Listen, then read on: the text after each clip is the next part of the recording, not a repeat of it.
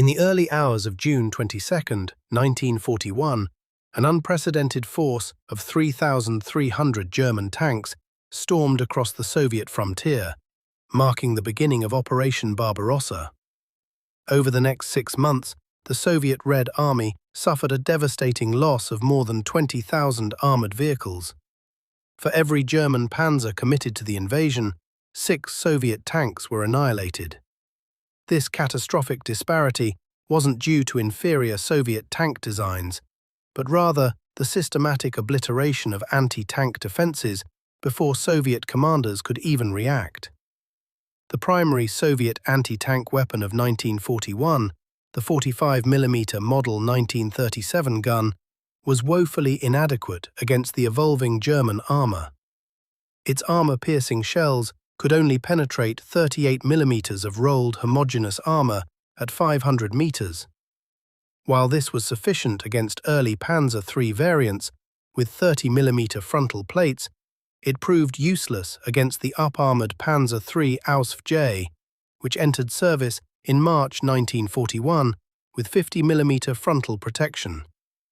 Soviet gunners suddenly found their main weapon transformed from a tank killer into a liability, capable only of flanking shots against the most common German medium tanks. The logistical problems compounded the mechanical ones. The 45mm gun weighed 560 kilograms, requiring a 6-man crew and a horse-drawn limber for movement. German armored spearheads, advancing 50 to 70 kilometers daily, moved at such a pace that static defensive positions became obsolete within hours.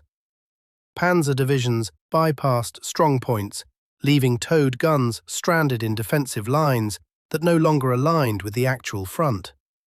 Soviet doctrine, which distributed anti-tank weapons evenly across sector boundaries, was catastrophically unsuited to containing breakthroughs that penetrated 15 to 20 kilometers deep before swinging north or south to complete encirclements.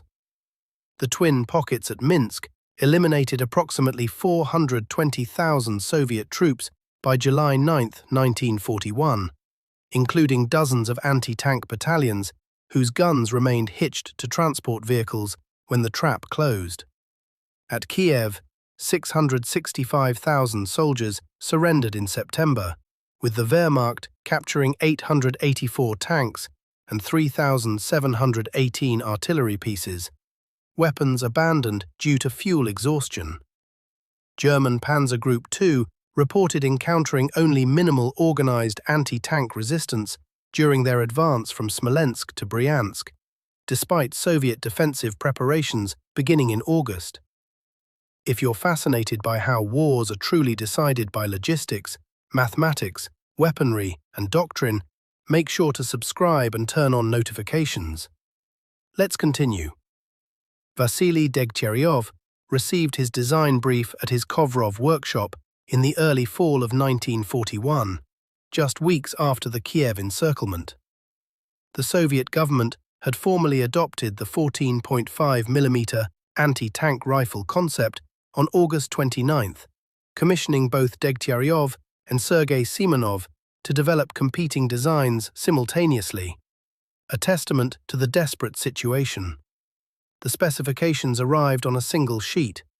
Create a man-portable armor killer capable of defeating 40mm of rolled homogeneous steel at 100 meters, deliverable within 30 calendar days. The 57-year-old designer reached for the 14.5 by 114mm cartridge already on his bench, a heavy machine gun round that would define his solution before he drew a single line. Its 64-gram projectile, driven at 1,012 meters per second, could penetrate 40mm of armor at combat range and 30mm at 500 meters. A tungsten carbide variant, designated BS-41, offered even greater penetration against hardened steel. The cartridge dictated everything. Degtyaryov's philosophy was to build nothing except what physics demanded. Single shot because magazines added weight and complexity. Bolt action because semi-automatic mechanisms required machining time the calendar did not permit. The barrel itself would serve as the structural chassis, eliminating a separate receiver. Each deletion represented hours saved in production and grams removed from the soldier's load. The weapon was reduced to 5 components: barrel, bolt, shoulder stock, bipod, and trigger group. The operator cycled a massive bolt after each shot, feeding cartridges individually by hand. No magazine meant no feed lips to jam, no springs to fatigue, and no follower mechanisms to manufacture. Experienced crews managed 8 to 10 rounds per minute, enduring the mechanism's brutal recoil, which often resulted in broken collarbones. The design progressed rapidly from concept to production, ready in approximately 2 weeks. The first PTRD 41 rifles reached forward units in late November 1941, manufactured not in established arsenals but in small workshops across the Urals, facilities previously producing agricultural equipment and commercial hardware.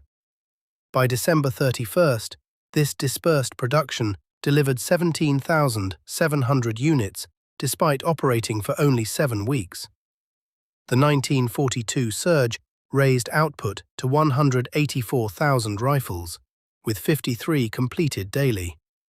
Each was a 17.3 kilogram answer to Degtyaryov's impossible deadline, built by workers who had never manufactured weapons before the German advance forced their apprenticeship. Temperatures plunged to minus 35 degrees Celsius in the frozen forests west of Moscow. 2-man teams emerged as the standard deployment: 1 rifleman and 1 loader carrying ammunition tins, positioned in snow trenches 50 to 150 meters from forest edges. The ambush doctrine reversed conventional anti-tank principles. Teams allowed Panzer columns to advance past their positions, then fired into 30mm side and rear armor where tungsten carbide cores achieved penetration. The 346th Rifle Division documented this effectiveness in February 1942. Anti-tank rifle units knocked out 4 medium tanks at 300 meters using BS-41 tungsten core ammunition, plus 3 armored cars at 200 meters. These engagement distances contradicted pre-war doctrine, which had emphasized frontal attacks at close range. The PTRD's versatility extended beyond tank hunting.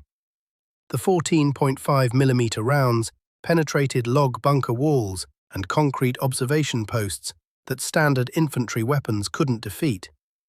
German tank crews adapted their calculus. Every tree line became a potential threat vector, every copse of birch trees a possible ambush site. The PTRD transformed infantry into tank killers at ranges where supporting machine guns offered limited protection.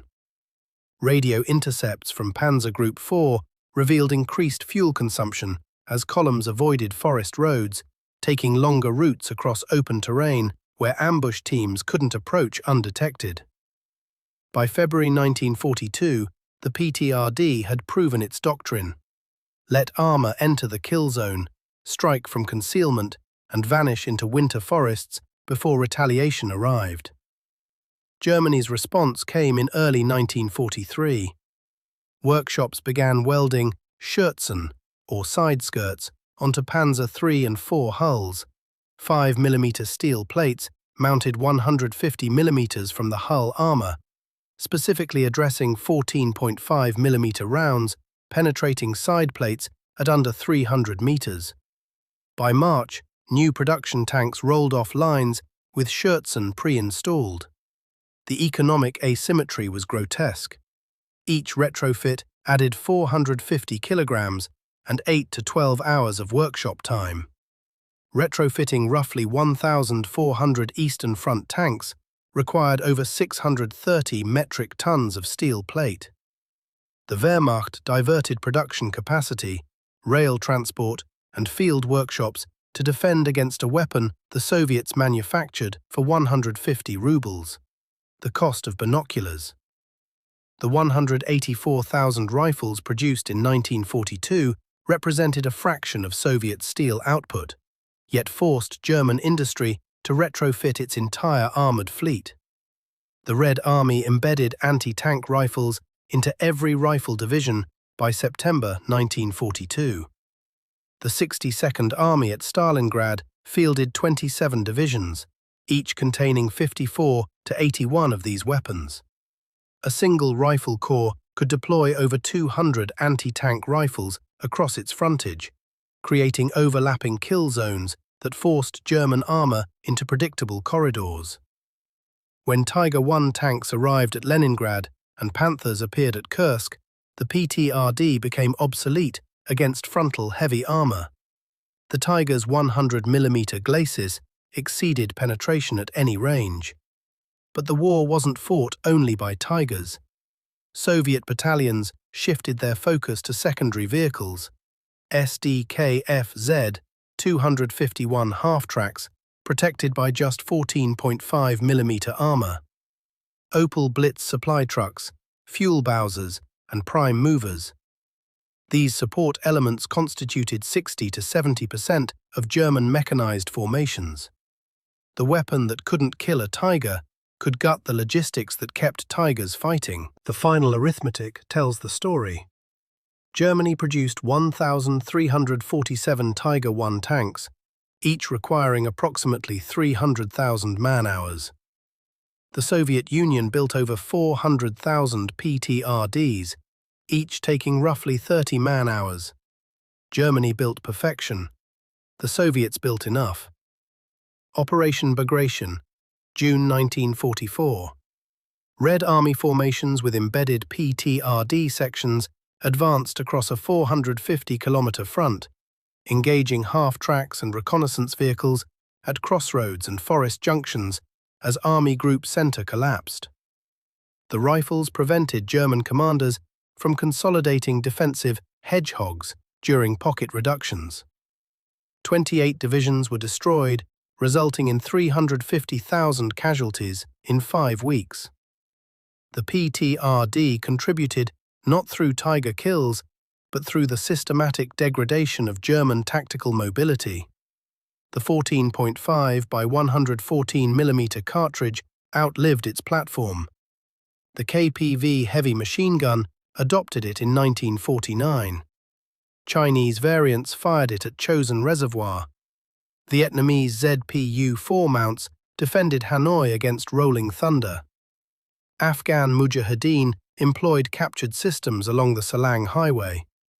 And in March 2022, Ukrainian Territorial Defense Forces documented PTRD employment against Russian BMP-2 fighting vehicles near Trostyanets in Sumy Oblast. 81 years after Degtyaryov sketched it on a deadline, in a country losing a war it couldn't afford to lose, the weapon succeeded not through technical sophistication, but through relentless adequacy. Simple enough to manufacture under siege conditions, effective enough to justify frontline distribution, and durable enough to outlast the regime that commissioned it. The systematic destruction of anti-tank networks that enabled Barbarossa's opening hemorrhage had forced the creation of a weapon so fundamental it required no improvement, only replication.